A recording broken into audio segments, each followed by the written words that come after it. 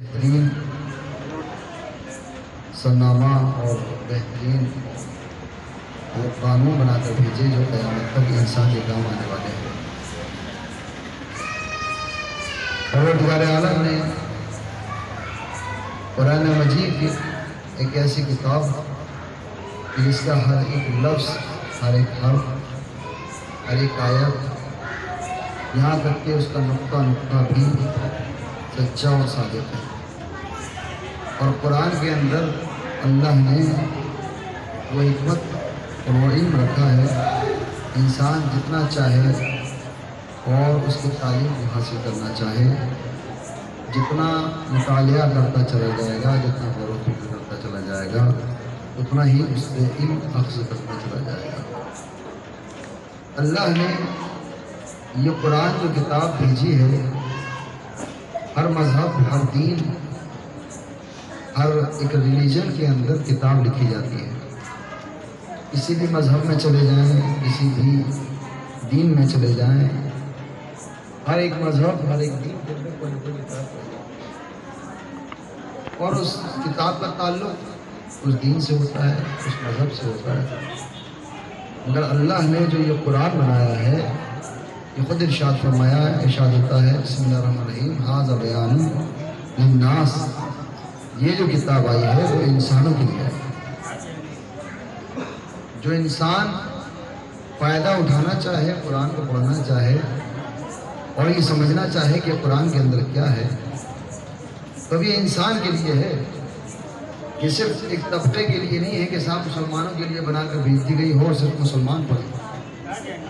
اگر صرف مسلمان پڑھے گا تو پھر وہ تو مسلمان ہے ہی نہیں، مگر یہ انسانوں کے لیے ہے، یعنی مسلمان ہونا فضیلت نہیں ہے، انسان ہونا فضیلت ہے۔ صلوات بھیجے محمد و آل محمد۔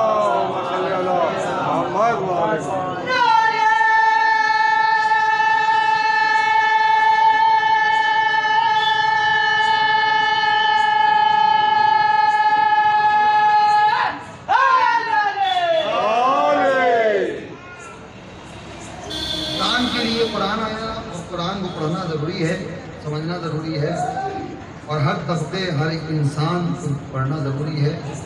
یہ قرآن نہ امیروں کے لیے آیا ہے، نہ غریبوں کے لیے آیا ہے، نہ کالوں کے لیے آیا ہے، نہ گوروں کے لیے آیا ہے، نہ ہندوستانیوں کے لیے آیا ہے، نہ پاکستانی، نہ ایرانیوں کے لیے آیا ہے، سب کے لیے آیا ہے۔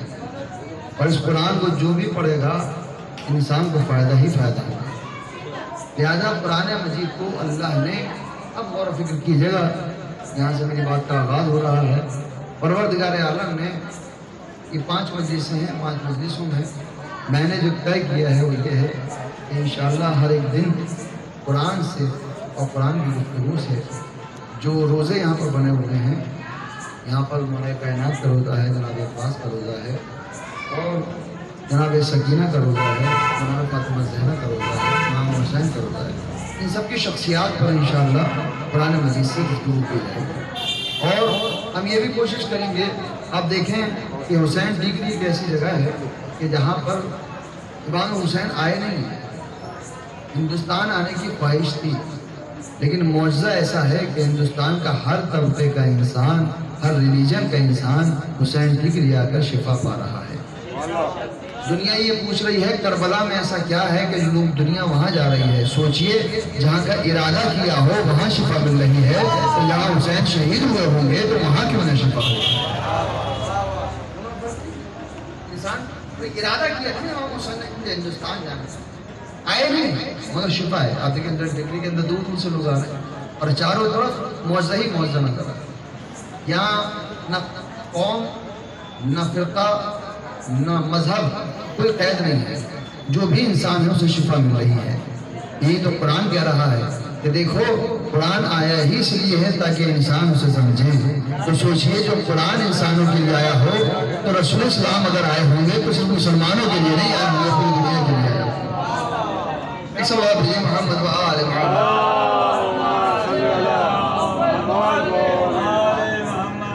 سوچنے والی بات ہے، قرآن مجید ایک معجزہ کتاب ہے۔ قرآن کو پڑھنے میں بڑا مزہ آتا ہے اگر انسان کو سمجھ کر پڑھے۔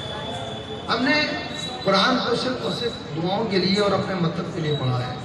لیکن کبھی کبھار قرآن کو اس طریقے سے پڑھیں جیسے انسان اپنے محبوب کے خط کو پڑھا کرتا ہے. لیکن جب انسان جس سے محبت کرتا ہے اور اس کا خط آ جائے تو انسان بڑے دل سے بیٹھ کر پڑھتا ہے، اور اگر خود کو نہیں پڑھنا آتا تو کسی سے پڑھوایا کرتا ہے. دیکھیے قرآن کی میں بات آپ کی خدمت میں کر رہا ہوں، آپ ذرا اس کو غور و فکر سنیں. اور میرا نوجوان میرے سامنے بیٹھا ہوا ہے، جتنے لوگ بیٹھے ہیں اتنا ہی کافی ہے. اور نیت کے لیے انسان کی مجلس کی کامیابی کا مطلب ہے انسان کی نیت. پروردگار عالم نے قرآن مجید کو بھیجا. علامہ اقبال کا نام آپ نے سنا ہوگا. علامہ اقبال کہتے ہیں شاید وہ اپنے بچپن کا ایک واقعہ بیان کرتے ہیں. وہ کہتے ہیں کہ میں ایک دن قرآن پڑھ رہا تھا. قرآن پڑھتے پڑھتے میرے والد نے مجھے دیکھا کہ میں قرآن پڑھ رہا ہوں. تو مجھ سے پوچھا بیٹا کیا کر رہے ہو؟ میں نے کہا کہ والد محترم قرآن پڑھ رہا ہوں. وہ دن گزر گیا.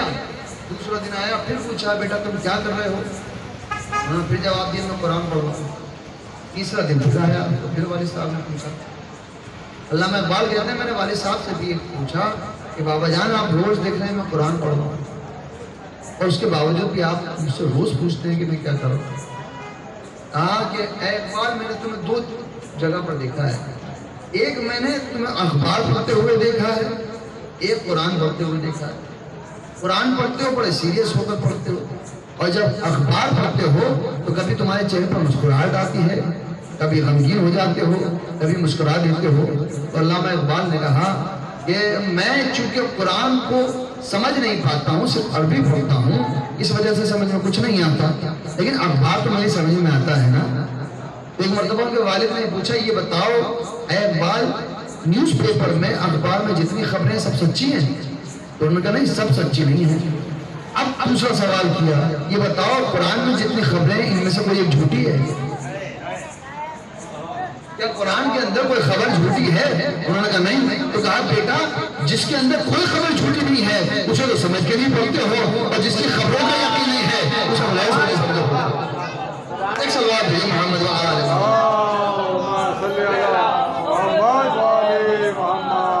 تو لہٰذا قرآن کو پڑھنا چاہیے بڑی غور و فکر سے. لیکن میں قرآن کے بارے میں کیوں باتیں کرنا چاہتا نہیں، وہ اس لیے باتیں کر رہا ہوں کیونکہ مجھے آگے کی جو مجلسیں پڑھنی ہے وہ قرآن کے متعلق ہے. قرآن سے ہی ہمیں سب کچھ دینا ہے. پروردگار عالم نے قرآن جیسی کتاب ہمیں کیوں عطا فرمائی ہے، معجزہ جیسی کتاب کیوں عطا فرمائی؟ تاکہ انسان اسے پڑھے. اگر انسان قرآن نہیں پڑھ سکتا تو کچھ نہیں سکتا.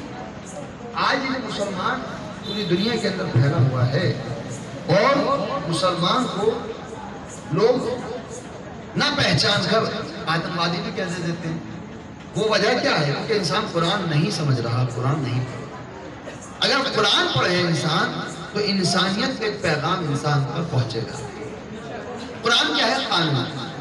قرآن کسے کہا جاتا ہے؟ قانون. اب دیکھیے دنیا کی ہر کتاب بڑی توجہ کے ساتھ میرے نوجوانوں تم غور سے سنو، کیونکہ آج کے نوجوان نے اگر یہ پیغام سن لیا تو سمجھ جائیے کہ ہمارا کام ہو گیا. کیا ارشاد ہوا؟ آج کے زمانے میں جب کوئی انسان کوئی رائٹر کسی کتاب کو لکھتا ہے، لکھنے کے بعد جب اس نے کتاب لکھی کتاب کی شروعات میں ایک بات لکھتا ہے. وہ لکھتا یہ ہے کہ اے کتاب پڑھنے والوں، اے قرات کرنے والوں، اے اس کتاب کا مطالعہ کرنے والوں، تم اس کتاب کو بڑی غور و فکر سے غور و خوض کے ساتھ پڑھنا. اگر اس کتاب میں کوئی کمی نظر آئے تو تم ہمیں بتانا تاکہ اگلا ایڈیشن جو آئے گا اس کے اندر کوئی خامی نہیں ہوگی. یعنی پڑھنے والا اس بات کو مان رہا ہے کہ مجھ سے غلطی ہو سکتی ہے. آپ کتاب پڑھیں تو مجھے بتا دیں تاکہ اگلے ایڈیشن میں وہ غلطی نہ ہو. اس کا مطلب یہ ہوا جس کو امید ہو کہ کوئی کمی ہو سکتی ہے وہ چیلنج نہیں کرتا. قرآن نے چیلنج کیا ذالک الکتاب لا ریب فیہ، قیامت تک اس کے اندر کوئی عیب نہیں ہو سکتا. پتہ چلا پڑھتے رہو گے تم ڈھونڈنا بھی چاہو گے تو عیب نہیں ہوگا. تو سوچنے والی بات یہ ہے جب قرآن میں کوئی عیب نہیں ہے تو جس کے ذریعے سے قرآن پہنچایا گیا ہے اس محمد میں کہاں سے عیب آ سکتا ہے؟ ایک سوال ہے یہ محمد و آل محمد. ایک سوال بھیجتے ہوئے محمد و آل محمد. ایک اس سے بہتر انداز میں سوال بھیجیں گے محمد و آل محمد.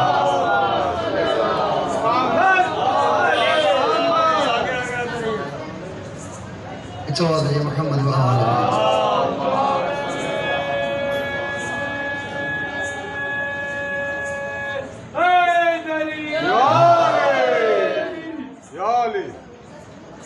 ایک ایسی کتاب ہے کہ جو معجزہ ہے اور خدا بند عالم نے انسانیت کے لیے بھیجا۔ ہمیں قرآن کا بڑا خیال ہے۔ قرآن بڑی متحر بڑی پاکیزہ کتاب ہے۔ قرآن سب کی سمجھ میں آتی ہوئی نہیں ہے، صرف انہی کی سمجھ میں آتی ہے جو اہل بیت سے محبت کرتے ہیں۔ اگر اہل بیت سے محبت نہیں ہے تو قرآن سمجھ میں نہیں ہے۔ پڑھتے رہو قرآن، قرآن سمجھ میں ہی جب آئے گا جب انسان اہل بیت سے محبت رکھتا ہو۔ اگر اہل بیت سے محبت نہیں ہے تو قرآن سمجھ نہیں آتا۔ مثال کے طور پر میرے نوجوان میرے سامنے بیٹھا ہوا ایک مثال دیتا ہوں۔ یہ جو نماز ہم پڑھتے ہیں، جتنی نمازیں فجر کی نماز، ظہر کی نماز، مغرب کی نماز، عشاء کی نماز ہم پڑھتے ہیں، یہ قرآن مجید میں کہاں لکھی ہوئی ہے؟ ہم نے مسلمان سے پوچھا یہ بتاؤ جو نماز پڑھی جاتی ہے یہ آپ نے کہاں؟ آج سوال یہ ہوتا ہے حسین ڈگری کے اندر اتنی رات میں آپ فرش شدہ بچھا کر عزاداری کر رہے ہیں، بھائی بتائیے عزاداری کیوں کر رہے ہیں؟ یہ عزاداری کیوں ہے اور کس لیے یہ عزاداری کی جا رہی ہے؟ عزاداری کرنا بھی ایک فریضہ ہے، عزاداری رسم نہیں ہے۔ ہم ایک پیغام پہنچا رہے ہیں اور یہ بتا رہے ہیں کہ دیکھو عزاداری کے ذریعے سے ہم دنیا کے کونے کونے تک اور ہر ایک گوشے تک یہ پہنچانا چاہتے ہیں کہ کربلا میں ہوا کیا اور کربلا میں کیا پیغام دیا گیا، اور یہ قرآن کے ذریعے سے ہے۔ اس لیے کیونکہ قرآن کا اور کربلا کا بڑا ساتھ ہے۔ اگر قرآن کا اور کربلا کا ساتھ نہ ہوتا تو امام حسین نے کی ریزہ کی تلاوت نہ کرتے۔ تلاوت کرنا بتا رہا ہے کہ قرآن کا اور کربلا کا بڑا ساتھ ہے۔ قرآن کی عظمت کیا ہے؟ قرآن اب لوگ کو یہ پوچھیں، دیکھیے ایک بات آپ کی نظروں تک پہنچا دوں، آپ اس بات کو ذرا غور و فکر سے سنیے گا۔ آج بہت سارے لوگ نادان مسلمان ہیں کہ جو یہ کہتے ہیں کہ صاحب عزاداری کرنا بدعت ہے، عزاداری نہیں کرنی چاہیے، مجلس نہیں کرنا چاہیے۔ آپ ان سے پوچھیے جا کر کہ بھائی عزاداری کیوں نہیں کرنی چاہیے؟ بدعت ہے۔ بڑی توجہ کے ساتھ اس کی دلیل دے رہا ہوں میں آپ کو، اگر آپ تک پہنچ جائے کیوں نہیں کرنی چاہیے؟ کہنے لگے اس لیے کیونکہ رسول اللہ نے عزاداری نہیں کی تھی، لہذا جو رسول نہ کریں وہ کرنا بدعت ہوتا ہے۔ آپ میری طرف متوجہ رہیں، جو بات میں آپ کو پہنچانا چاہتا ہوں۔ کیا سوال ہوا کہ آج جو مجلس کر رہے ہیں عزاداری کر رہے ہیں یہ کرنا بدعت ہے؟ کیوں بدعت؟ قانون کیا بتایا کہ جو رسول نہ کرے اس کا کرنا بدعت ہے۔ ہم نے کہا بالکل، اگر قانون بہت اچھا ہے کہ جو رسول نہ کرے اس کا کرنا بدعت ہوتا ہے، قانون بن گیا۔ اب ہم نے یہ پوچھا مسلمان سے کہ بھائی یہ بتاؤ یہ جو قانون تم نے بنا دیا کہ عزاداری کرنا بدعت ہے اس لیے کیونکہ رسول نے نہیں کی، اور جو رسول نہ کرے وہ بدعت ہے، تو سب سے پہلا کام یہ کرو کہ آپ اپنے والد محترم کو سلام کرنا بند کرو، اپنے ابا کو سلام کرنا بند کر دیجئے۔ کہنے لگے کیوں؟ میں نے کہا کیونکہ رسول نے کبھی نہیں کیا۔ بھئی رسول نے کبھی اپنے والد صاحب کو سلام نہیں کیا۔ کہنے لگے مولانا کیسی بات ہے؟ میں نے کہا بالکل صحیح بات ہے، کیونکہ جب رسول پیدا ہوئے تو ان کے والد کا انتقال ہو چکا تھا، تو جب انتقال ہو چکا تھا تو والد صاحب کو سلام نہیں کیا، تو جو کام انہوں نے نہیں کیا وہ کام ہم کیوں کریں؟ کیونکہ وہ تو کرنا بدعت ہے۔ یعنی مولانا آپ سمجھے نہیں، اگر رسول کی پیدائش کے وقت اور وہ جب بڑے ہوتے ان کے والد صاحب موجود ہوتے تو وہ سلام ضرور کرتے۔ میں نے کہا آپ بھی تو یہی نہیں سمجھے، اگر رسول کربلا میں ہوتے تو ماتم بھی کرتے، مجلس بھی کرتے، ایک سلام ہے محمد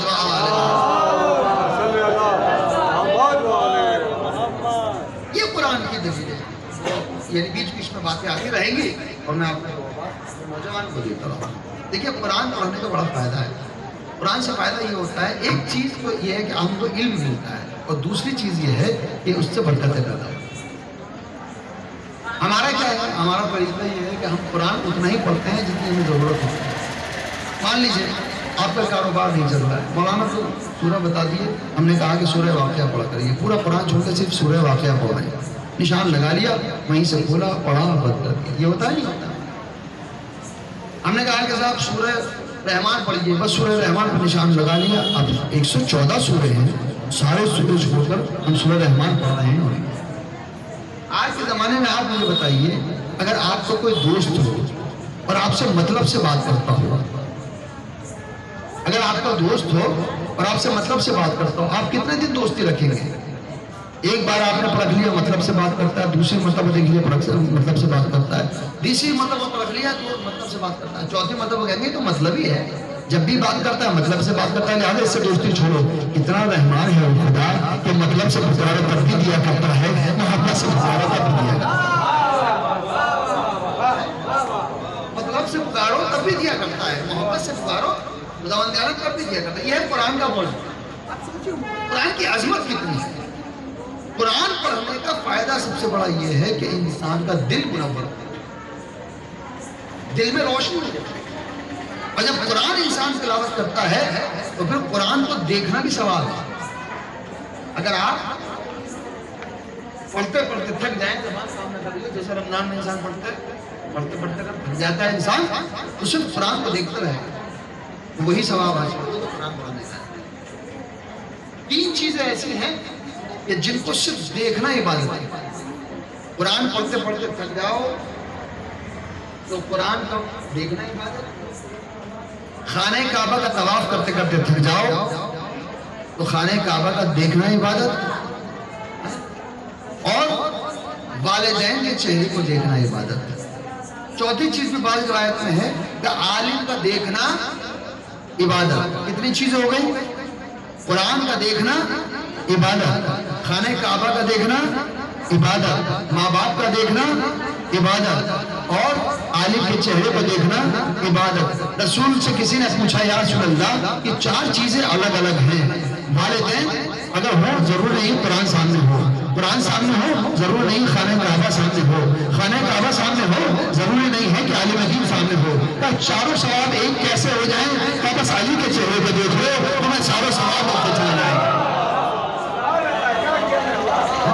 علی کے چہرے کو دیکھو گے 4 ثواب ملیں گے. خانہ کعبہ کا دیکھنا، علی کے چہرے کو دیکھنا، باپ کے چہرے کو دیکھنا، علی کے چہرے کو دیکھنا، علی کے چہرے کو دیکھنا، علی کے چہرے کو دیکھنا، اور قرآن کو دیکھنا، علی کے چہرے کو دیکھنا. اور جملہ بدل کر یہ کہہ دیا جائے جو خانہ کعبہ سے نفرت کرے وہ علی سے نفرت کرے گا، قرآن سے محبت کرے گا وہ علی سے محبت کرے گا، جو قرآن کا دشمن ہوگا وہ علی کا دشمن ہوگا.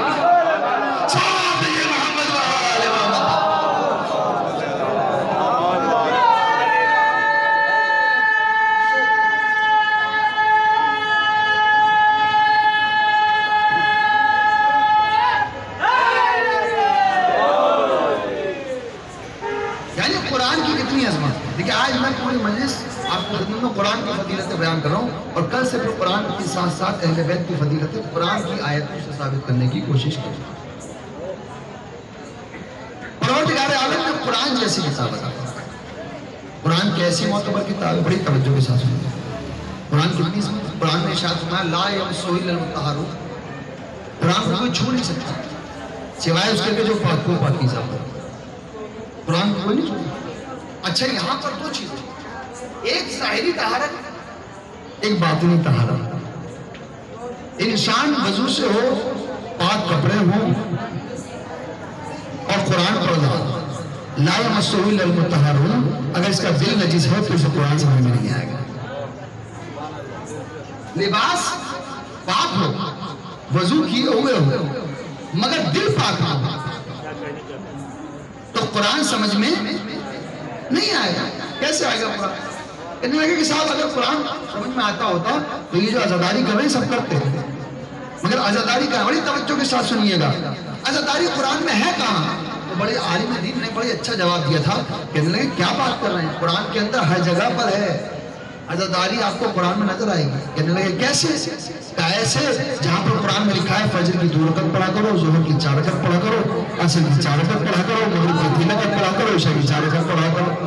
کہنے لگے کہ صاحب قرآن میں تو کہیں نہیں لکھا کہ فجر کی 2 رکعت پڑھو، ظہر کی 4 پڑھو، عصر کی 4 پڑھو، مغرب کی 3 پڑھو، عشاء کی 4 پڑھو. کہا پھر کیسے پڑھتے ہو؟ کہ رسول اللہ کو پڑھتے ہوئے دیکھا تو ہم نے نماز پڑھنی شروع کر دی. عجیب بات ہے، رسول اللہ کو نماز پڑھتے ہوئے دیکھا، نماز تو سمجھ میں آئی مگر نماز سے پہلے کس دروازے پر جا کے سلام کیا وہ نظر نہیں آیا.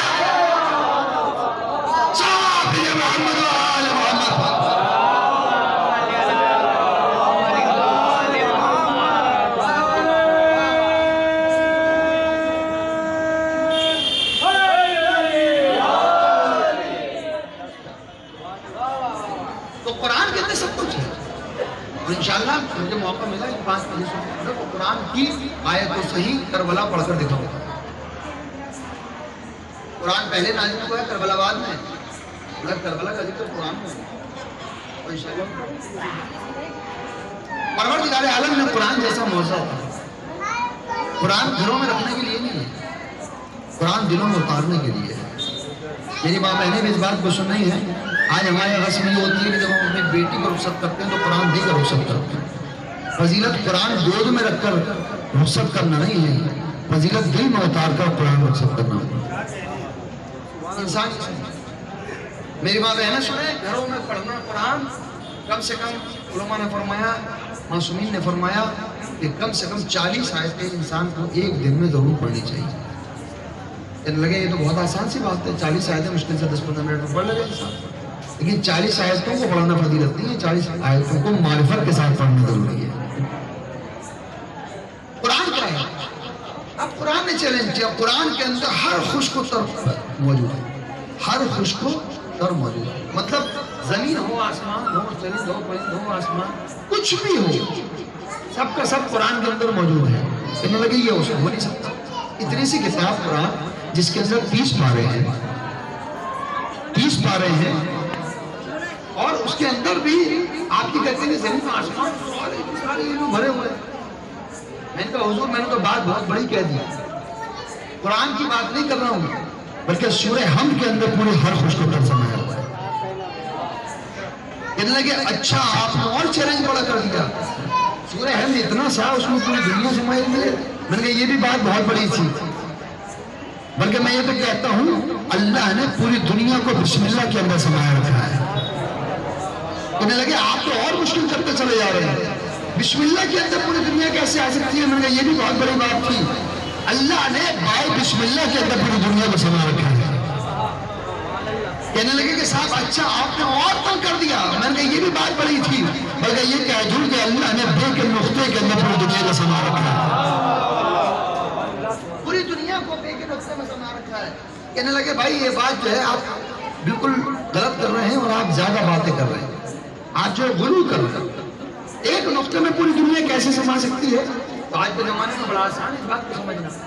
کیا سمجھنا کہ ایک نقطے میں دنیا کیسے سما سکتی ہے؟ ہمارے یہاں ایک صاحب آئے، مثال سنیے، ہمارے یہاں ایک صاحب آئے، آنے کے بعد ہمارے مہمان تھے، ہم نے پوچھا صاحب چائے بنواتے ہیں آپ کے لیے؟ تو میں نے پوچھا کہ حضور میٹھی پیتے ہیں یا پھیکی؟ تو کہنے لگے شوگر ہے اس لیے ہم پھیکی پیتے ہیں۔ تو میں نے پوچھا کہ صاحب کیسی شوگر ہے ذرا دکھائیے تو صحیح۔ کہنے لگے یہ شوگر بھی تو دکھائی دیتی ہے، شوگر بھی دکھائی دیتی ہے، آج کل بڑی مہنگی ہے، دکھا تو دیجیے کتنا کیسی آتی ہے، سفید ہے، باریک شوگر ہے، موٹی شوگر ہے۔ کہنے لگے صاحب یہ تھوڑی دکھائی دے گا۔ اچھا میں نے دوسرا سوال کیا، حضور آپ کو بڑی توجہ، میں نے کیا کہا کہ پوری دنیا نقطے میں سمائی ہوئی ہے۔ میں نے پوچھا حضور آپ کو کیسے پتا چلا کہ آپ کو شوگر ہے؟ کہنے لگے شوگر ہی نہیں ہے، بلڈ پریشر بھی ہے۔ میں نے کہا اچھا بلڈ پریشر بھی ہے؟ کہنے لگے بلڈ پریشر ہی نہیں کیلیسٹرول بھی ہے۔ میں نے کہا اچھا کیلیسٹرول بھی ہے؟ کہا صاحب یعنی کیلیسٹرول ہی نہیں بلکہ کئی 1-5-6 بیماریاں اور ہیں۔ میں نے کہا یہ بتائیے ساری بیماریاں کیسے پتہ چلیں؟ کہنے لگے کچھ نہیں، ٹیسٹ کرانے گیا تھا، ڈاکٹر نے اتنی سی سوئی چبھائی، اتنا سا ایک نقطہ لیا اور لینے کے بعد لیب میں بھیج دیا، بتایا آپ کو یہ بھی بیماری ہے، یہ بھی بیماری ہے، یہ بھی بیماری ہے۔ میں نے کہا دنیا کے ڈاکٹر پہ اتنا یقین ہے کہ ایک نقطے سے اتنا سب کچھ جان جائے، کائنات کا حکیم ہے، تو جانتا ہے قرآن میں کیا سمایا ہوا ہے۔ صلوات محمد و آل محمد۔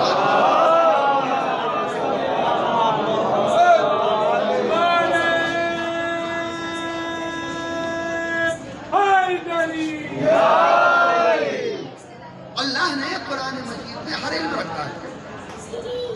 آپ نوجوان بڑی حیرت کریں گے، قرآن کے اندر سائنس بھی ہے، قرآن کے اندر میتھس بھی ہے، قرآن کے اندر ہر لینگویج پائی جاتی ہے، قرآن کے اندر ہر علم پایا جاتا ہے۔ قرآن ایک فضیلت والی کتاب ہے۔ قرآن یہ نہیں ہے میں اس لیے بس یہ پڑھ رہا ہوں کہ یہ مسلمانوں کی کتاب ہے۔ میں نے آپ کی خدمت میں عرض کیا، قرآن نے کہا ھذا بیان للناس، یہ مسلمانوں کے لیے نہیں انسانوں کے لیے آئی ہے۔ اور جب انسان قرآن کو پڑھتا ہے تو قرآن کی آخری بات تمام قرآن کے بارے میں آپ قرآن ہے کیا؟ قرآن ایک ایسی کتاب ہے جس کو بغیر استاد کے نہیں سمجھا جا سکتا۔ قرآن نے ارشاد فرمایا سورہ جمعہ میں بسم اللہ الرحمن الرحیم هو الذی بعث فی الامیین رسولا منہم یتلو علیہم، وہ رسول وہ ہے، وہ اللہ وہ ہے کہ جس نے امیین کے درمیان رسول کو مبعوث کیا۔ وہ خدا کون ہے؟ جس نے امیین کے درمیان رسول کو مبعوث کیا۔ یہ امیین کون ہے؟ تو بعض مسلمانوں نے کہا کہ یہ ان پڑھ لوگ تھے۔ عرب کے لوگ ان پڑھ نہیں تھے، جاہل تھے۔ آپ کہیں گے مولانا یہ کیسی باتیں کر رہے ہیں؟ بھئی ان پڑھ کون ہوتا ہے جاہل کون ہوتا ہے؟ بڑا فرق ہے، ان پڑھ اور جاہل میں بڑا فرق ہے۔ جاہل وہ ہوتا ہے جسے کہتے ہیں الٹریٹ، پڑھنا لکھنا نہ جانتا ہوا۔ ان پڑھ وہ ہوتا ہے جس کو پڑھنا لکھنا نہ آتا ہو۔ جاہل وہ ہوتا ہے پڑھنا آتا ہو سمجھ نہ پاتا ہو، سمجھ نہ پاتا ہو، اسے کہتے ہیں ان پڑھ۔ آپ پوچھیں گے کیسے؟ دنیا میں عزاداروں کے درمیان بہت سارے ایسے لوگ دیکھے ہوں گے جن کو پڑھنا نہیں آتا مگر پورا پورا مرثیہ پڑھ جاتے ہیں، پورا پورا مرثیہ پڑھ جاتے ہیں، نام لکھنا نہیں آتا مگر آپ ان سے اگر کہیں تو معصوم کے اقوال سنا دیں، اب انہیں جاہل کہیں گے یا ان پڑھ کہیں گے؟ پتا چلا جس کو پڑھنا نہ آتا ہو وہ ہوتا ہے ان پڑھ، اور جو پڑھ کر نہ سمجھے اسے کہتے ہیں جاہل۔ تو اس کا معجزہ یہ ہے فرش اعلیٰ پر آنے والا ان پڑھ تو ہو سکتا ہے، جاہل نہیں ہو سکتا۔ فرش اعلیٰ پر آنے والا ان پڑھ تو ہو سکتا ہے، جاہل نہیں ہو سکتا۔ پھر امیین رسول جن کے درمیان آئے وہ ان پڑھ تھے۔ ان پڑھ کیسے؟ دیکھیے قرآن پڑھنا فضیلت ہے یا نہیں؟ قرآن کے پڑھنے سے ثواب ملتا ہے یا نہیں؟ قرآن پڑھنے سے ثواب نہیں ملتا، قرآن سمجھنے سے ثواب ملتا ہے۔ اور کب ملے گا کہ جب اہل بیت کی محبت ہوگی۔ اگر محبت نہیں ہے تو قرآن پڑھنے کا بھی ثواب نہیں ملے گا۔ آپ کہیں گے مولانا کیسی باتیں کر رہے ہیں؟ جو قرآن پڑھتا ہے اسے ثواب ملنا چاہیے۔ تو ہم نے یہ دیکھا کہ جو عرب کے جاہل جن کو لوگ دنیا مسلمان کہتے ہیں کہ وہ لوگ جو ہے وہ ان پڑھ تھے، پڑھنا نہیں جانتے تھے، وہ لوگ بڑے اچھے اچھے قصیدے کہہ کر خانہ کعبہ کی دیواروں پر لگا دیا کرتے تھے، اور وہ قصیدہ جب تک نہیں اترتا تھا جب تک کہ اس سے اچھا قصیدہ کوئی نہ کہہ دے۔ جب تک وہ قصیدہ نہیں اترتا دیوار پر لگا رہتا تھا، بہترین عربی میں لکھا ہوا۔ اب عزیزان محترم تاریخ نے بیان کیا، اب یہ غور سے سننے والی بات ہے، تاریخ نے بیان کیا کہ جب رسول کو حکم ہوا تو رسول نے ایک کاغذ پر لکھا بسم اللہ الرحمن الرحیم انا اعطیناک الکوثر فصلی لربک وانحر انا شانئک بولیے بولا اب کس نے لکھا؟ کس نے لکھا؟ رسول نے قلم سے لکھا، کاغذ پہ لکھا۔ اب پڑھنا جانتے ہوں گے، لکھنا جانتے ہوں گے تبھی تو لکھا۔ پڑھنا جانتے تھے، لکھنا جانتے تھے تبھی تو لکھا۔ اب یہ بھی کہو کہ رسول نے لکھا اور رسول نے خانہ کعبہ پر ٹانگا۔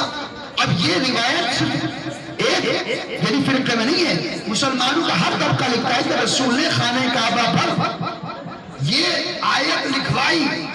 سوال یہ پیدا ہوا کہ رسول نے خود لکھی یا لکھوائی؟ اگر لکھوائی تو کس سے لکھوائی؟ اس کا مطلب یہ ہوا کوئی اور بھی تھا جو قرآن پڑھنا جانتا تھا، اور اگر خود لکھی تو اس کا مطلب یہ ہے کہ رسول کو پڑھنا بھی آتا تھا، لکھنا بھی آتا تھا۔ ہمارا رسول نعوذ باللہ جاہل نہیں تھے، ان پڑھ نہیں تھے، دیوار پر لگا دیا۔ کیا لکھا؟ انا اعطیناک الکوثر فصلی لربک وانحر انا شانئک هو الابتر۔ اب جو بھی کافر وہاں سے گزرتا تھا، جو بھی خدا کا دشمن وہاں سے گزرتا تھا، وہ ایک مرتبہ پڑھا تھا انا اعطیناک الکوثر فصلی لربک وانحر انا شانئک هو الابتر۔ اب کہیے کہ اس کو ثواب مل گیا؟ آپ کہیے کہ اس کو ثواب ملا؟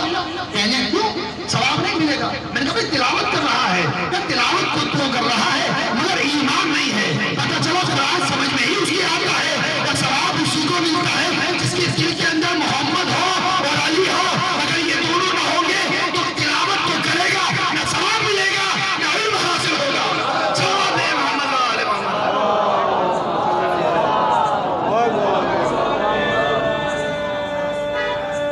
حیدری سمجھ میں جب آئے گا جب اہل بیت میں میرا نوجوان اس وقت کے رات کی تاریکی کے اندر اس وقت پر مولانا کی آمد پر صلوات دیجیے محمد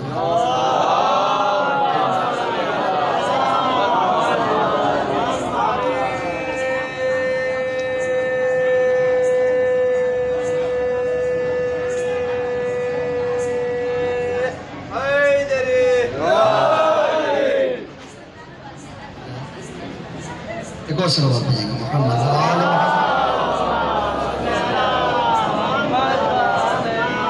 قرآن کی یہ عظمت ہے، قرآن کا ایک معجزہ ہے، قرآن کا اپنا ایک مرتبہ ہے، لہذا انسان کو چاہیے کہ قرآن گھروں میں رکھنے کے لیے استعمال نہ کرے بلکہ قرآن کو سمجھے، قرآن پڑھے۔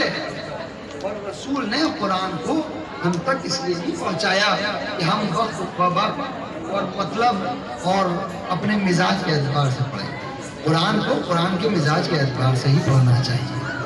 اب قرآن کی عظمت کیا ہے؟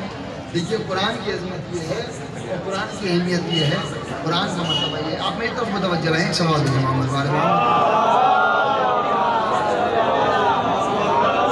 آخری بات کہ آج کی مجلس مجھے صرف قرآن کی عظمت سمجھانا تھا اور پہنچانا تھا، مجھے مجھ سے زیادہ جانتے نوجوانوں کے لیے بات میں نے پڑھی ہے۔ کل سے انشاءاللہ رسول اسلام کا کردار مستقل مکمل طور پر قرآن مجید سے میں ثابت کروں گا۔ رسول کو قرآن نے کیا کہا؟ دیکھیے میں نے قرآن کی آیت آپ کی خدمت میں عرض کی، ذالک الکتاب لا ریب فیہ، یہ کتاب ہے کہ جس میں کوئی عیب نہیں پایا جاتا۔ تو جب عیب نہیں پایا جاتا تو قرآن کا جو بھی ذکر ہوگا وہ سچا ہوگا، قرآن جو بھی کہے گا وہ سچ کہے گا اور سچا ذکر ہوگا۔ اب اگر وہ ذکر رسول کا ہوگا تو رسول سچ، اور اگر اہل بیت کا ہوگا تو اہل بیت سچ۔ قرآن جن کے فضائل بیان کرے گا اس کو ہم مانیں گے، اور ہر مسلمان پر فرض ہے کہ قرآن سے جو فضائل ملی ان کو قرآن کے فضائلوں کو مسلمان مانے۔ اگر قرآن کی فضائل نہیں مانتا اس کا مطلب یہ ہے کہ قرآن کی بات پر یقین نہیں ہے، قرآن کی بات پر یقین نہیں ہے، اس کا مطلب رسول کی زبان پر یقین نہیں ہے، رسول کی زبان پر یقین نہیں ہے، اس کا مطلب یہ ہے اللہ پر یقین نہیں ہے۔ اور جب اللہ پر یقین نہیں ہے تو پھر مسلمان کیسا ہے؟ بس یہ بات ہے، کل سے انشاءاللہ گفتگو ہوگی۔ آخری بات آپ کی خدمت میں عرض کر رہا ہوں اور یہی سرف سے مسائل، قرآن کی عظمت کیا ہے؟ میں آپ کے گھر پہنچا، جیسے میں آپ کے گھر پہنچا آپ نے ڈرائنگ روم میں مجھے بٹھایا، جیسے میں ڈرائنگ روم میں بیٹھا میں نے دیکھا سامنے ایک ناول پڑھی تھی۔ جیسے اس ناول کو میں نے دیکھا اٹھا کر پڑھنا شروع کر دی، میں نے بڑی اچھی ناول، میں مسکراتا رہا پڑھتا رہا، آپ نے کچھ نہیں کہا۔ میں نے اس ناول کو رکھا اور دیکھا کہ طاق میں اوپر کپڑے میں لپٹی ہوئی، جزدان میں لپٹی ہوئی کتاب ہو رکھی ہے۔ جب میں اس کی طرف پڑھا تو آپ نے کہا رک جائیے مولانا صاحب آپ کا وضو ہے یا نہیں، آپ غسل سے ہیں یا نہیں؟ میں نے کہا کیوں کیا ہوا؟ کہ اس کتاب کو ہاتھ میں لگائیے، جب تک وضو نہ ہو اس کتاب کو ہاتھ نہیں لگا سکتے۔ میں نے کہا وہ بات کو بعد میں دینا، جواب بعد میں پوچھوں گا۔ یہ بتاؤ یہ کتاب تم نے نیچے رکھی اور یہ کتاب تم نے اوپر رکھی؟ بھئی کتاب تو کتاب ہی ہے نا، اس میں بھی ورق ہے، اس میں بھی ورق ہے، اس میں بھی لفظ ہے، اس میں بھی لفظ ہے۔ یہ کتاب بلندی پر کیوں ہے اور یہ کتاب پستی پر کیوں ہے؟ اور یہ کیوں کہا آپ نے کہ اس کے لیے کتاب کے لیے مطہر ہونا، پاک و پاکیزہ ہونا ضروری ہے؟ کہنے لگے اس لیے کیونکہ وہ ہے خدا کی کتاب، وہ ہے خدا کی کتاب۔ خدا کی کتاب کو ہاتھ لگانے کے لیے انسان کا پاکیزہ ہونا ضروری ہے۔ تو یہ بتاؤ قرآن کا عظمت ہے یا رسول کا عظمت ہے؟ قرآن کا احترام زیادہ ہے یا رسول کا احترام زیادہ ہے؟ قرآن زیادہ پاک ہے یا رسول زیادہ پاک ہے؟ قرآن پہلے آیا ہے یا رسول پہلے آیا ہے؟ یعنی قرآن پاکیزہ ہے تو قرآن کو پہنچانے والا کتنا پاکیزہ ہوگا؟ تو جیسے قرآن کو بغیر طہارت کے ہاتھ لگانا جائز نہیں، اس کا مطہر ہونا ضروری ہے۔ تو سلام ہو ابو طالب تمہاری آغوش کے، جس آغوش میں محمد پڑھ رہے تھے۔ چلا گیا محمد آل محمد۔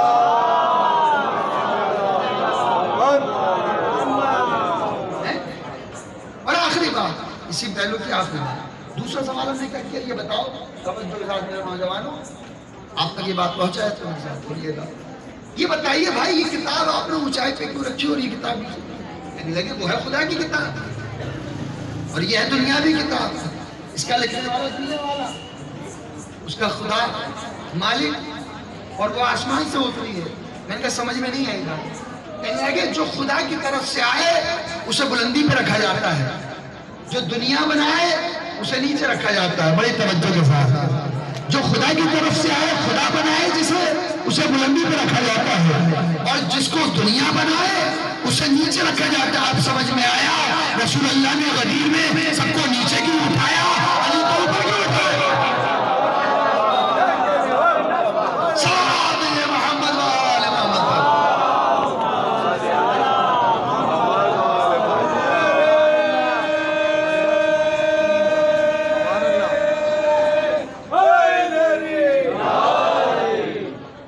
یہ قرآن کی عظمت ہے عزیزو۔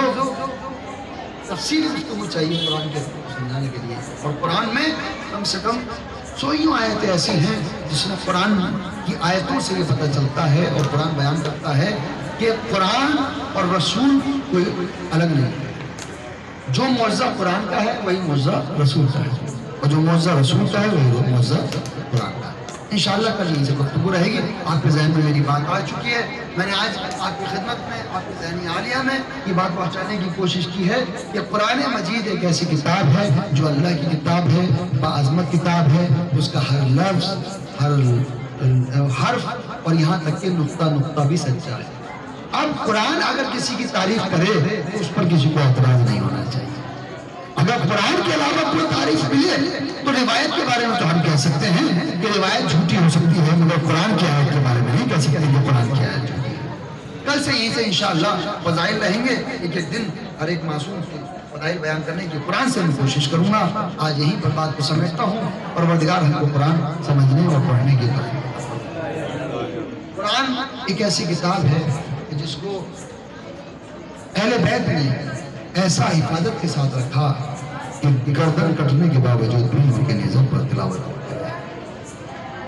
یہ شب اور آپ کا اس طریقے سے شریک ہونا، اپنی رات میں شریک ہو کر پرسہ دینا، آپ سب جانتے ہیں کہ یہ ایام بڑی قیامت کے ایام ہیں۔ وہ خوش نصیب لوگ ہیں جو کربلا جا رہے ہیں، وہ خوش نصیب ہیں جو کربلا زیارت کرنے جا رہے ہیں۔ انشاءاللہ پروردگار آج حسین ٹکری میں ہے، اگلے سال امام حسین کو ہمیں کربلا بلائے۔ انسان کیا کرے، ان کربلا والوں کے درد کو کیسے سمجھائے اور کیسے سمجھے؟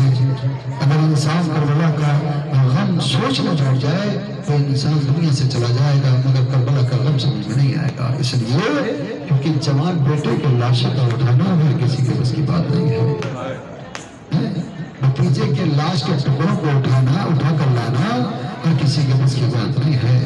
6 مہینے کے بچے کے گلے پر ہر پر تیر چلتے ہوئے دیکھنا، اور انا للہ کہتے ہوئے بڑھ کر پیچھے ہٹنا، اور ماں کے سامنے جا کر یہ کہنا کہ ربا کہ میرا بیٹا پانی پی کر آ گیا، یہ کہنا ہر کسی کے بس کی بات نہیں۔ یہ تو کربلا کی مائیں تھیں جنہوں نے برداشت کیا ہے یہ غم، یہ تو کربلا کی مائیں تھیں جنہوں نے یہ غم برداشت کیا ہے۔ عزیزو آج پہلے مجلس ہے نا اس خمسہ کی، اور آپ حسین ٹیکری کے اندر یہ بیٹھ کر مصائب سن رہے ہیں، تو آپ کے ایمان کی تقویت کے لیے، ایمان کی اضافے کے لیے میں آپ کی خدمت میں عرض کر دوں کہ آپ حسین ٹیکری آئے نہیں ہیں، فاطمہ زہرا نے آپ کو بلایا ہے کہ آپ حسین ٹیکری آئے ہیں۔ ہر کسی کے بس کی بات نہیں ہے کہ حسین کے دربار میں آ جائے۔ ہاں عزیزو، ہم اپنے اپنے وطن سے آئے ہیں یہاں پر حسین کی زیارت کرنے، امام کی زیارت کرنے، لیکن عزیزو ہمارا کوئی بڑا سفر نہیں ہے۔ بڑا سفر تو اس ماں کا ہے جو مدینے سے پہلے پہ ہاتھ رکھے ہوئے یا حسین کہتی ہوئی پر شہر آ گئی ہے، اور آنے کے بعد سوال کرتی ہے میرے حسین کے چاہنے والوں، میں تم سے کچھ اور نہیں مانگتی، میرے حسین پر چما سبحا دو اور اسے میرے مال کے اندر جگہ دوں گی، اور دیکھو کل شفاعت کی تمہاری شفاعت کروں گی اور درخواست کروں گی اللہ سے، پروردگار میرے حسین پر رونے والے لوگ ہیں کہ جو حسین پر گریہ کیا کرتے تھے، ایک ہاتھ میں عباس کے بازو ہوں گے، ایک ہاتھ میں روال سیدہ ہوگا، اور اللہ سے گزارش کر رہی ہوگی اے میرے پروردگار میرے حسین کے رونے والوں عزاداروں کو معاف فرما دے، ان کے گناہوں کو معاف فرما دے۔ عزیزو حسین ڈگری تک آئے ہونا بہت سے لوگ کربلا جا رہے ہیں. کربلا جانا بڑا آسان نہیں ہے. کربلا آج کے زمانے میں تو بڑا آسان ہو گیا. اللہ نے جس کو پیسہ دیا اس نے ویزا لی, ٹکٹ کرایا اور کربلا چلا گیا. عزیزو ایک دور ایسا بھی گزرا ہے کہ کربلا جانے پر پابندیاں تھیں. کیا پابندی تھی؟ اگر کربلا جاؤ گے تو اپنے جسم کی خون کی ایک بوتل دے کر جاؤ گے. ظالم سمجھ رہا تھا پابندی لگ جائے گی, ظاہرے لگ جائیں گے, لیکن ہنستے لوگوں نے کہا خون لو مگر کربلا سے نہ رکھو, ہمیں کربلا جانے دو. لوگوں نے خون دیا, کربلا چلے گئے. ظالم نے دیکھا یہ تو رک نہیں رہے ہیں, کہا پھر ان کی پابندی کچھ اور بڑھائی جائے. کیا پابندی بڑھائی جائے؟ کہ دیکھو اب جب تم جاؤ گے کربلا تو اپنے بدن کا ایک وضو لے کر جاؤ. یعنی کیا مطلب کہ اگر دو آنکھیں ہیں تو ایک آنکھ لے کر جاؤ. لوگ آنکھیں دے کر جا رہے تھے. عزیزوں جانے کے بعد ایک مرتبہ امام حسین کے روزے پر جا کے سلام کرتے تھے, کہتے تھے مولا ان آنکھوں کی ضرورت نہیں ہے, آپ کی محبت کی ضرورت ہے. ان آنکھوں کی ضرورت نہیں ہے آپ کو دیکھنے کے لیے, جن کی آنکھوں سے دیکھنے کے لیے آپ ہیں. عزیزوں بادشاہوں نے دیکھا کہ ابھی بھی ظاہرین نہیں رک رہے ہیں تو ظاہرین کے لیے اور سخت کی گئی سزا. کیا سزا سخت کی گئی؟ کہ دونوں آنکھیں دے کر جاؤ. لوگوں کو نظر کچھ نہیں آتا, لیکن عزیزوں سنتے ہو آپ آگے جملہ پہنچ جائے گا تو روئیے گا. تاریخ نے بتایا کہ لوگ امام حسین کے روزے پر جا کر کہتے تھے مولا آپ کو اس وقت کی قسم ہے کہ جب علی عبداللہ نے آواز دی اور آپ نے کہا یہ بار کہ مرنے نے میری آنکھوں کی بینائی کو چھین لیا. اے مولا آنکھوں کو دیکھ رہے ہیں مگر تمہاری زیادت کرنے والے. جزاکم اللہ خدا آپ کو کسی کو نہ اللہ سوائے گلے حسین کے. عزیزوں تاریخ نے بیان کیا سزا اور بڑی. کیا سزا ہے؟ کہ تم اپنے بدن کے اپنے ہاتھ دے کر جانا. لیجئے لوگ ہنستے بازو اور قلم کرا کر جاتے تھے, لیکن عزیزوں کیا طریقہ تھا ان کا؟ بازو قلم کرا کر چلے گئے, لیکن جیسے ہی عباس کے روزے پر پہنچے جا کے سوال ہوا عباس پر, اور باز کروا رہے نا ارے تم نے آنکھوں پر اپنے بازو کو قلم کرایا تھا, آج ہم نے حسین کی محبت میں اپنے بازو کو قلم کرا دیا. سزا اور بڑھی کہ نہیں اب ان کے بازو قلم نہ کی جائیں بلکہ ان کے ہاتھوں ان کے پیروں کو بھی قلم کرا دیا جائے. لوگ خوشی خوشی اپنے پیروں کو قطع کروا دیا کرتے تھے, پیروں کو قربان کر کے چلے گئے. تاریخ نے بتایا کہ لوگ جیسے ہی امام حسین کے روزے پر پہنچے اپنے آپ کو گرا دیا, چلا نہیں جا رہا ہے, گھسٹ کے جا رہے ہیں. ایک مرتبہ کہتے ہیں مولا آپ کو گھٹنی چلنے والے علی اصغر کا واسطہ ہماری زیارت کو قبول کر لیجیے, ہماری زیارت کو قبول کر لیجیے. اب بھی پابندی نہیں رکھی. عزیز اب سنیے گا تاریخ نے بیان کیا کہ بادشاہوں نے یہ پابندی لگا دی کہ یہ تو رک ہی نہیں رہے, ظاہر کیسے جائیں گے. ایک مرتبہ پابندی لگائی گئی اگر گھر کے اندر دو لوگ ہیں تو ایک اپنی قربانی دے اور دوسرا کربلا جائے. عزیزوں تاریخ نے بیان کیا اگر گھر میں دو بھائی ہوتے تھے تو دونوں بھائی آپس میں تکرار کیا کرتے تھے, بھائی میں قربان ہو جاتا ہوں تم کربلا چلے جاؤ, بھائی میں قربان ہو جاتا ہوں تم کربلا چلے جاؤ. چھوٹا بھائی بڑے بھائی سے کہتا تھا ارے بڑا بھائی باپ کے برابر ہوتا ہے تم کربلا جاؤ, لیکن ایک کام کرنا ارے جب امام کے روزے پر پہنچو کہہ دینا اے مولا عباس قربان ہوا تھا آپ پر, ارے میرا بھائی قربان ہوا. جزاکم اللہ خدا آپ کو کسی کا من اللہ ہے سوائے غم حسین کے. عزیزوں نیچے اور بھائی کو قربان کر کے جا رہا ہے, ایک فرد گھر کا قربانی دیتا تھا دوسرا کربلا جاتا تھا. اب سنیے گا عزیزان محترم تاریخ نے بتایا مدینے کے پاس ایک بستی تھی جس کے اندر ایک گھر تھا, ہر محلے کا ہر گھر سے کوئی نہ کوئی زیارت کرنے گیا, مگر ایک گھر ایسا تھا جس میں ایک ضعیفہ رہتی تھی اور ایک نوجوان رہتا تھا. ضعیفہ اکثر اکیلے بیٹھ کر رویا کرتی تھی کہ مجھے کربلا جانا نصیب نہ ہوا, میں ابھی تک کربلا نہیں گئی ہوں. جب بیٹا کام پر چلا جاتا تھا تو ضعیفہ گوشے میں بیٹھ کر رویا کرتی تھی. ایک دن ایسا ہوا کہ بیٹا کسی کام سے گھر میں آیا, دیکھا ماں رو رہی ہے, ماں کے قریب آیا, ماں آپ کیوں رو رہی ہے؟ کہا بیٹا نہیں میں رو نہیں رہی ہوں. کہا ماں آپ کی آنکھوں میں آنسو ہے, آپ مجھے بتائیں کیوں رو رہی ہے؟ کہا بیٹا میرے محلے کا ہر ایک انتظار سے کوئی نہ کوئی کربلا گیا, ابھی تک میں کربلا نہیں گئی ہوں. کہا ماں آپ کربلا کیوں نہیں جاتی ہے؟ کہا بیٹا میرے پاس قربان کرنے کے لیے کچھ نہیں ہے. کہا ماں جس کے پاس جوان بیٹا ہو وہ ماں ایسی بات نہیں کرتی ہے, آپ مجھے قربان کر دیجیے مگر کربلا چلے جائیے. کہا بیٹا اپنے گھر کا چراغ کیسے بجھا دوں, میں اپنے گھر کے اندر اپنے گھر کی رونق کیسے ختم کر دوں؟ کہا ماں بس ایک جواب دیجیے, یہ زیادہ پیارا ہے یا بیٹا زیادہ پیارا ہے؟ کہا بیٹا تیرے جیسے ہزار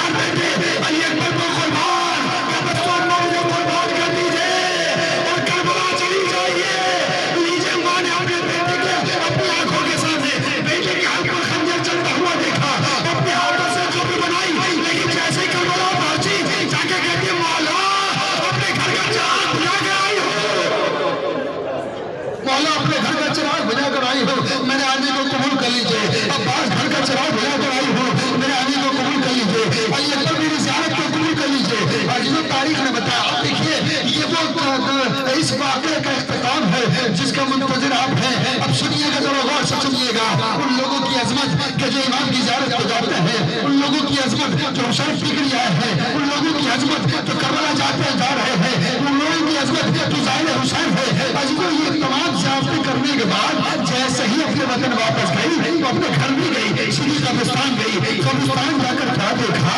بیٹی کی قبر کے سامنے کوئی بی بی بیٹھی ہوئی رو رہی ہے، ایک بی بی بیٹھی ہوئی رو رہی ہے۔ قریب پہنچی، اے بی بی تم کون ہو جو میرے بیٹے کی قبر پر رو رہی ہو؟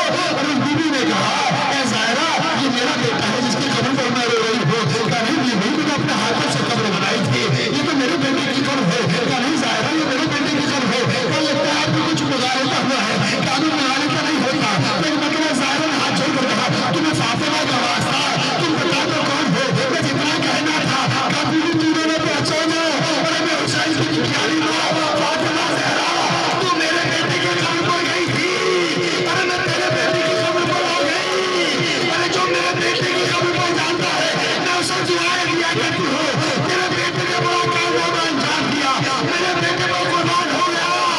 ہاتھ جوڑ کر ظاہرہ نے کہا بی بی میرے بیٹے کے ہاتھ پر جو خنجر چلا مجھ سے نہ دیکھا گیا، ارے آپ تو بتائیں کربلا میں کیا ہوا؟ کیا نہ پوچھ اصل عاشور تھی، میرے بیٹے کا سوکھ ہو گیا تھا، شمر کا گل خنجر چلا، میری آواز ہی اے شیر میرا بچہ زمین کا بھوکا پیاسا ہے، لہم کھا لے ذبح نہ کرو میرے بچے کو۔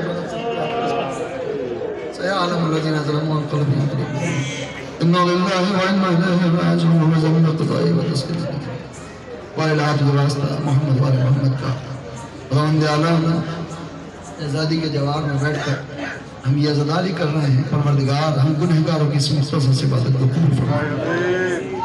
پروردگار کے واسطہ محمد وآل محمد کا اس فرش کے صدقے میں شہزادی کے صدقے میں پروردگار ہمارے تمام گناہ کبیرہ سے بخشتے ہیں، نیک اعمال کرنے کی توفیق عطا فرما، سنت رسول سیرت رسول پر کام رہنے کی توفیق عطا فرما۔ پروردگار یہ واسطہ محمد والے محمد کا خداوند عالم تمام مسلمانوں کو کائنات میں جہاں پہ بھی ہیں محبت و اخلاص و اتحاد کے ساتھ زندگی گزارنے کی توفیق عطا فرما۔ پروردگار انسانیت کا پیغام پہنچانے کی توفیق عطا فرما، محبت کے بانٹنے محبت کے سمیٹنے کی توفیق عطا فرما۔ پروردگار اتحاد کے ساتھ زندگی گزارنے کی توفیق عطا فرما، قرآن سمجھنے کی توفیق عطا فرما، رسول کے پیغام کو سمجھنے کی توفیق عطا فرما، حضور اکرم کے راستے پر چلنے کی توفیق عطا فرما، ان کی سنت اور سیرت پر عمل کرنے کی توفیق عطا فرما۔ اے پروردگار حاضرین کی تمام جائز حاجت کو قبول فرما لے، ان بارگاہوں میں جو بھی مریض آئے ہوئے ہیں ہر موقع پر خداوند عالم کو شفا کامل اور عاجل عطا فرما، ان